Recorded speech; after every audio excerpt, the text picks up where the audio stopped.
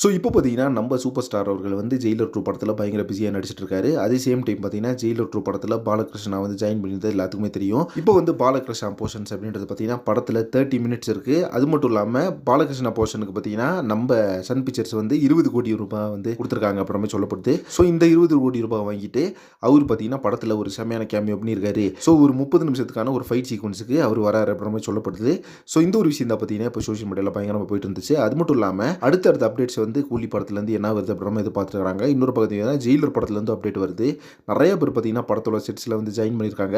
ஏற்கனவே பார்த்தீங்கன்னா production house வந்து ஆல்மோஸ்ட் கன்ஃபார்ம் பண்ணிட்டாங்க. படத்தில் வந்து சிவராஜ்குமார் இருக்காரு அப்படின்னு சொல்லிட்டு. அதுக்கப்புறமா பார்த்தீங்கன்னா மலையாள ஸ்டாரான சுராஜ் ஜாயின் பண்ணியிருந்தாரு. இப்போ பார்த்தீங்கன்னா பாலகிருஷ்ணா ஜாயின் பண்ணியிருக்காரு. ஆல்ரெடி பார்த்தீங்கன்னா படத்தில் மோகன்லால் இருக்காரு அப்படின்ற மாதிரி சொல்லப்படுது. ஸோ இன்னும் பார்த்தீங்கன்னா ஏகப்பட்ட ஸ்டார் கேஸ் இந்த படத்துக்குள்ள இருக்காங்க. இந்த படத்தோட ஷூட்டிங் பார்த்தீங்கன்னா ஆல்மோஸ்ட் வந்து முடியறதுக்கே வந்து செப்டம்பர் அக்டோபர் ஆயிரும். ஏன்னா அந்த அளவுக்கு பயங்கரமான ஒரு ப்ரொடக்ஷன் வேல்யூ கொடுத்து பண்ணிட்டு இருக்காங்க அப்படின்ற மாதிரி சொல்லப்படுது. சன் பிக்சர்ஸும் பார்த்தீங்கன்னா மோஸ்ட் எக்ஸ்பெக்டிங் ஃபிலிமாக இருக்கும் இந்த ஜெயிலர் 2 அப்படின்ற மாதிரி. ஏன்னா இதுக்கு முன்னாடி வந்திருந்த படம் கிட்டத்தட்ட 640 கோடி வசூல் பண்ணி பயங்கரமாக ரெக்கார்ட் பண்ணி இருந்துச்சு. அதனால இந்த படத்து மேலே இருக்க அந்த எக்ஸ்பெக்டேஷன் எப்படி பார்த்தீங்கன்னா பீக் லெவலில் இருக்கு.